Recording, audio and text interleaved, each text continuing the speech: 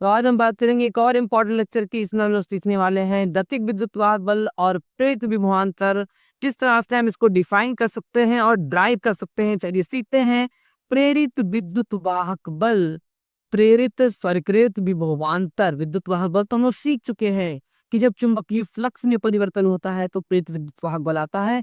प्रेरित विभवांतर और गतिक विद्युत वाहक बल क्या होता है, गतिक विद्युत वाहक बल, ये आज का हमारा टॉपिक है और बहुत ही इंपॉर्टेंट कॉन्सेप्ट टॉक के साथ हम लोग समझेंगे।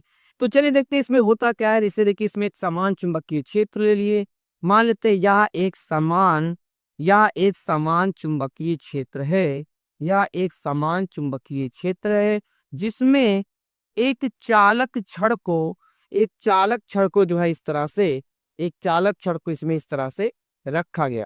चलिए ये देखते हैं। तो माना एक समान चुंबकीय क्षेत्र है जिसमें एक चालक छड़ को रखा गया है जिसकी लंबाई L है।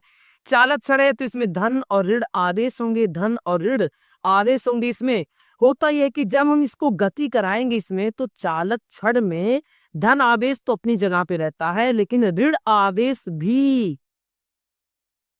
नहीं समझ में आया, ज्यादा जल्दी हो गया, फिर से सुन।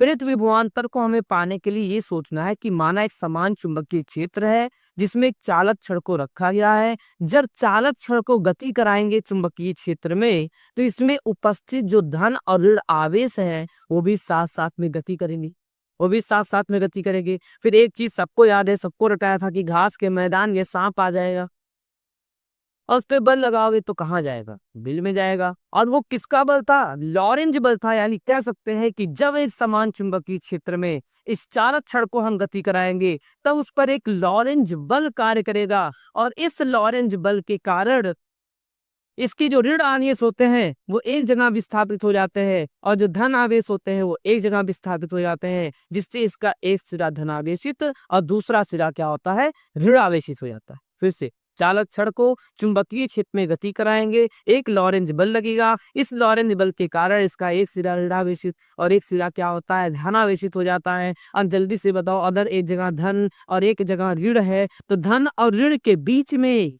धन और ऋण के बीच में क्या उत्पन्न हो जाता है, विभवांतर। और बहुत रटाए थे तुम लोग को कि कहीं विभवांतर आएगा तो ये सूत्र होता है ईडी, छापा उपा मारने वाला बताया नहीं थे।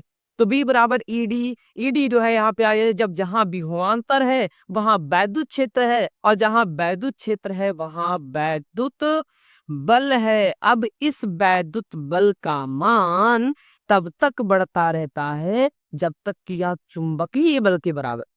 मैं यहाँ चुंबकीय क्षेत्र है तो चुंबकीय बल भी होगा, धन और ऋण आवेश के कारण एक विभवांतर एक वैद्युत क्षेत्र आ रहा है तो वैद्युत बल भी होगा। अब वैद्युत बल भी है, चुंबकीय बल भी है, वैद्युत बल भी है, चुंबकीय बल।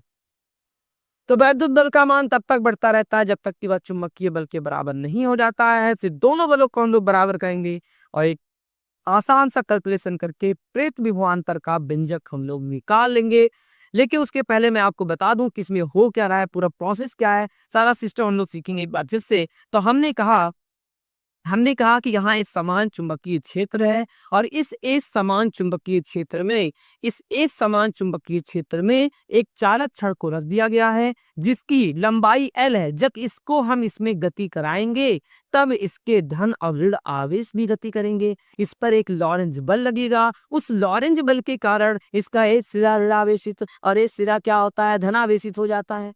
और जब एक धन और एक ऋण आ गया तो इनके सिरों के बीच में क्या उत्पन्न होता है, विभवांतर उत्पन्न हो जाता है। इस विभवांतर के कारण एक वैद्युत क्षेत्र स्थापित हो जाता है। इस वैद्युत क्षेत्र का मान तब तक बढ़ता रहता है जब तक कि वह चुंबकीय बल के बराबर न हो जाए। पहले ऐसे लिखना, इसको अगर करना होगा, ड्राइव करना होगा फॉर्मूला, तो पहले ये सब लिखना भी कि जब इस समान चुंबकीय क्षेत्र में किसी चालक छड़ को गति कराएंगे तो उस पर एक लॉरेंज बल लगेगा, उस लॉरेंज बल के कारण उसका ये सिरा ऋणावेशित और ये सिरा धनावेशित हो जाएगा। धन और ऋणावेश के कारण उनके सिरों के बीच में एक विभवांतर स्थापित हो जाएगा। इस विभवांतर के कारण एक वैद्युत क्षेत्र आ जाएगा, इस वैद्युत क्षेत्र के कारण एक वैद्युत बल आ जाएगा और वैद्युत बल का मान तब तक बढ़ता रहेगा जब तक कि वह चुंबकीय बल के बराबर ना हो जाए। तो चलिए करते हैं वैद्युत बल।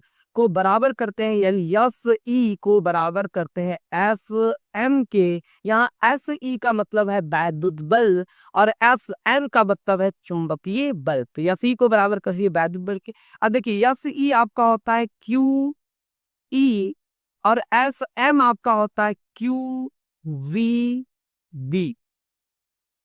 क्यू से क्यू कट जाएगा। हम लोग जानते हैं, अभी हमने पढ़ा कि जो वैद्युत क्षेत्र ई होता है, वैद्युत क्षेत्र ई होता है, कैसे था, इसे था विभव वी बराबर लेटा था, विभव वी बराबर होता है ई डी। विभव वी बराबर क्या होता है, ई डी होता है। यहां से ई निकालेंगे, यहां से ई निकालेंगे तो वी बटे डी। डी दूरी है और दूरी ही क्या होता है, लंबाई, और लंबाई ही दूरी, दूरी लंबाई, लंबाई दूरी समझते होंगे। तो यहाँ कर मैं लंबाई एल कर दूं, तो जो वैद्युत क्षेत्र है इसकी जगह पे बी बटे एल आ जाएगा और यहाँ पर वी बी आ जाएगा। यल को ऋणांकित करूंगा तो v बराबर बी वी एल हो जाएगा। एक बात का ध्यान रखना कि ये और ये कटेगा नहीं, क्योंकि ये चालक छड़ का वेग है और ये उनके सिरों के बीच आरोपित विभवांतर है। ये उनके सिरों के बीच आरोपित क्या है, विभवांतर है। तो इस तरह से आसानी से हम लोग ये निकाल सकते हैं कि यहाँ पर जो है एक आपका वेग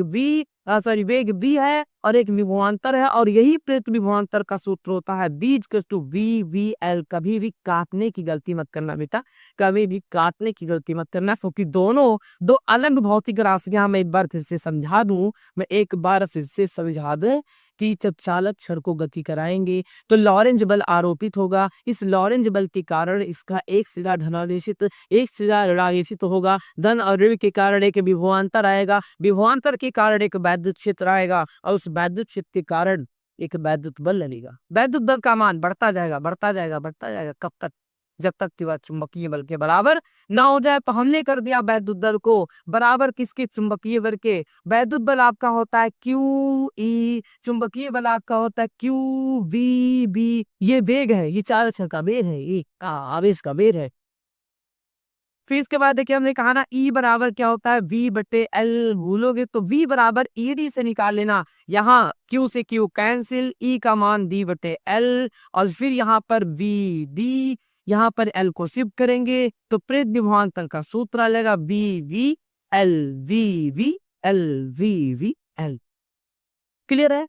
अब देखिए एक और बात बताता हूं, किसको ऐसे भी डिफाइन किया था कि जब कोई चालक छड़ चुंबकीय क्षेत्र रेखाओं को काटते हुए गति करता है, जब कोई चालक छड़ चुंबकीय क्षेत्र रेखाओं को काटते हुए गति करता है तो उसके सिरों के बीच एक विभवांतर आरोपित हो जाता है, जिससे प्रेरक विभवांतर कहते हैं, या कि जो है गतिक विद्युत वाहक बल कहा जाता है। फिर से एक बात सुन लीजिए, मैंने क्या कहा, प्रेरित विभवांतर में मैंने क्या कहा, प्रेरित विभवांतर ही आपका टॉपिक है। फिर से सुनिए, हमने कहा जब कोई चालक छड़, जैसे ये पृथ्वी की चुंबकीय क्षेत्र रेखाएं हैं, ये पृथ्वी की चुंबकीय क्षेत्र रेखाएं हैं, और जब कोई वायुयान इसे काटते हुए गति करता है तो वायुयान यानी कि एरोप्लेन भाई, वायुयान के पंखों के सिरों के बीच एक विभवांतर आरोपित हो जाता है, जिसे हम प्रेरित विभवांतर कहते हैं। कह सकते हैं ऐसे कि जब कोई चालक छड़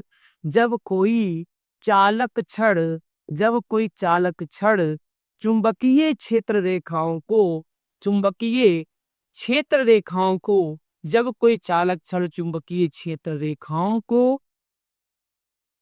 काटते हुए गति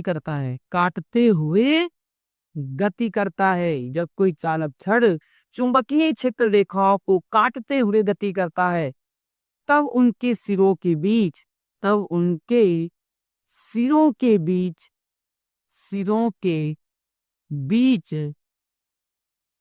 उत्पन्न विभवांतर